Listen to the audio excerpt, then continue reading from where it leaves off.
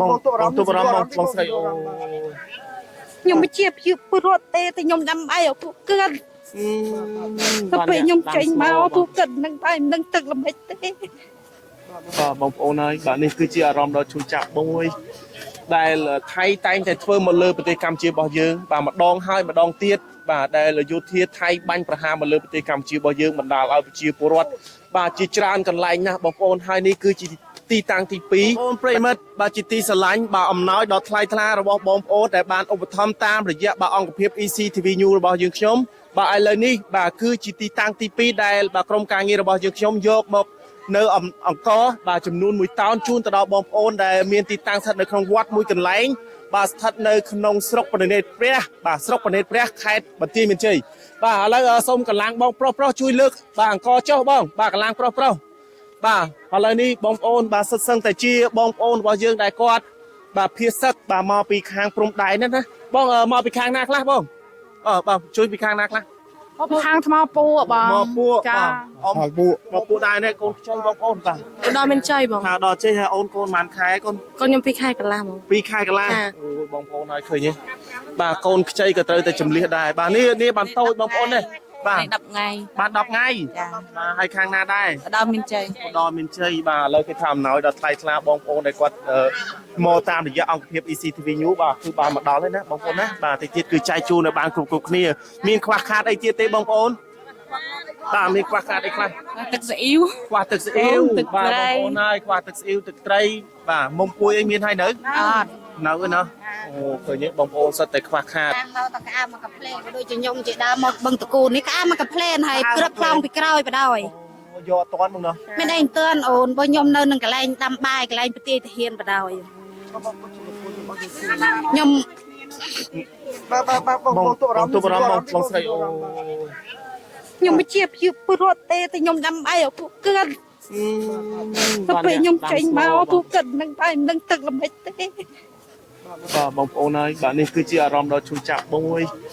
ដែលថៃតែងតែធ្វើមកលើប្រទេសកម្ពុជារបស់យើងបាទម្ដងហើយម្ដងទៀតបាទដែលយោធាថៃបាញ់ប្រហារមកលើប្រទេសកម្ពុជារបស់យើងបណ្ដាលឲ្យប្រជាពលរដ្ឋបាទជាច្រើនកន្លែងណាស់បងប្អូនហើយនេះគឺជាទីតាំងទី2ដែលស្ថិតនៅក្នុងវត្តមួយកន្លែងបងប្អូនហើយថ្ងៃនេះគឺជាថ្ងៃទី11ខែធ្នូឆ្នាំ2025បាទនៅវេលាម៉ោង3:45នាទីបងប្អូនបាទគឺពីខាងអង្គភាព ECTV News បាននាំយកអំណោយពីបងប្អូនមកចែកជូនទៅដល់បងប្អូនដែលគាត់ភៀសសឹកបាទអារម្មណ៍បាទបងស្រីគាត់ថាអត់ចង់បានទស្សនវិជ្ជាបែបហ្នឹងទេបាទឈឺចាប់ណាស់បងប្អូនបាទនេះមានទាំងកូនខ្ចីបាទចាស់ជរាបាទអរគុណបងអរគុណបាទឃើញទេបាទអរគុណកូនអើយដែលជួយសង្គ្រោះម៉ោងនេះពេលនេះយើងមិនមែនជាអំណោយបាទក្រនទេបងប្អូនណាតែជាអំណោយដែលយើងចែកគ្នាបងប្អូនយើងជាសឹកបាទយើងជាសឹកមិនមែនជួយក្រីក្រទេម៉ោងនេះបងប្អូនបាទគឺបងប្អូនប្រជាពលរដ្ឋគាត់មកពីបណ្ដាលបាទខេត្តបាទពីបណ្ដាភូមិបណ្ដាស្រុកផ្សេងគ្នាទាំងអស់គាត់មករស់នៅតាមតំបន់សុវត្ថិភាពដូចជានៅតាមទូលតាមព្រៃក៏ដូចជានៅតាមទីវត្តអារាមដើម្បីបាទស្វែងរកនៅសុវត្ថិភាពបាទឥឡូវនេះបាទគឺមានការយកចិត្តទុកដាក់បាទពីលោកមេភូមិមេឃុំបាទគឺគាត់បានផ្ដល់ជាទីតាំងបាទសម្រាប់បាទបងប្អូនប្រជាពលរដ្ឋទាំងអស់បងពូមីងបាទម្ចាស់អំណោយបាទបងប្អូនប្រិមិត្តបាទនេះគឺជាបាទម្ចាស់អំណោយបាទដែលគាត់មាននៅថវិកាក៏ដូចជាអង្គមកប្រគល់ជូននៅទីតាំងនៅវត្តអារាមមួយកន្លែងដែលស្ថិតនៅក្នុងបាទស្រុកបណិតព្រះបាទខេត្តបន្ទាយមានជ័យបាទខ្ញុំសូមមិនបញ្ជាក់ទីតាំងឲ្យច្បាស់ណាបងប្អូនបាទព្រោះតែទីតាំងចម្លៀសឬក៏ទីតាំងភៀសសឹកយើងមិនអាចហ៊ាននិយាយឲ្យចំទីតាំងទេបាទគឺគ្រាន់តែដឹងនៅទីវត្តអារាមដែលស្ថិតនៅក្នុងបាទស្រុកបណិតព្រះបាទខេត្តបន្ទាយមានជ័យបាទឥឡូវសូមជួបបាទលោកមេឃុំបន្តិចបងប្អូនបាទសូមជម្រាបសួរបាទអ៊ំប្រជាពលរដ្ឋដែលគាត់រស់នៅបាទដែលចម្លៀសមកកាន់ទីវត្តអារាមមួយនេះតើចំនួនប្រមាណដែរលោកអ៊ំ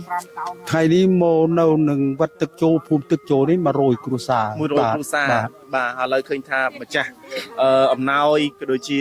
បងប្អូនលោកមេភូមិមេឃុំគឺគាត់មកដល់ជួបជុំបាទនៅទីតាំងវត្តមួយកន្លែងដើម្បីទទួលយកនៅអំណោយនេះបាទអំណោយនេះគឺប្រគល់ជូនទៅខាងលោកអ៊ំណាបាទសូមប្រគល់ជូនទៅខាងលោកអ៊ំសូមលោកអ៊ំចាត់ចែងជូនទៅដល់បងប្អូនដែលជាប្រជាជនរបស់យើងដែលគាត់ធ្វើការភៀសសឹកពីតាមបាទជួរ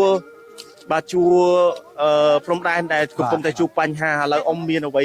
ជាការផ្ដាំផ្ញើទេអ៊ំបាទ បាទក្នុងនាមខ្ញុំបាទអាជ្ញាធរគុំក៏សូម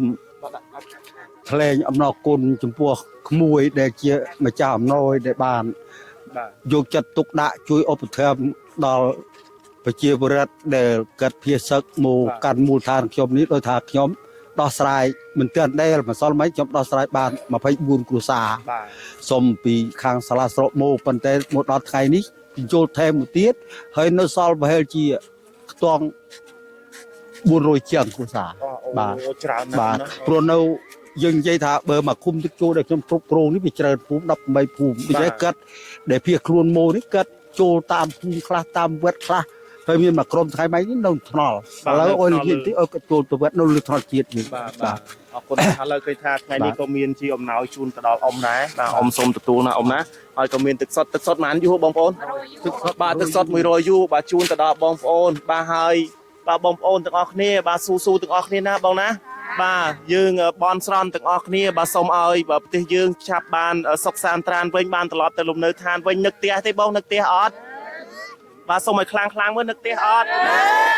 បាទមានពាក្យអ្វីចង់ជូនពរទៅបងទាហានជួមុខទេបង តែហ៊ានចូលមកឲ្យមានសមត្ថភាព បាទ បានជ័យជំនះ បាទអរគុណណាស់អញ្ចឹងអំណោយនេះគឺប្រគួរជូនទៅលោកអ៊ំបាទហើយអរគុណបាទជូនពរដល់បងប្អូនទាំងអស់បាទហើយអរគុណទៅដល់ម្ចាស់អំណោយដែលគាត់បានបាទសហការផ្ដល់ជូនតាមរយៈបាទអង្គភាព ECTV News បាទថ្ងៃនេះបាទក៏សូមអរគុណហើយសូមទោសរាល់កំហុសខុសឆ្គងគណៈពេលនេះបាទខ្ញុំបាទអញ្ជើញពីអង្គភាព ECTV News បាទសូមអរគុណបាទសូមគោរពលា ចា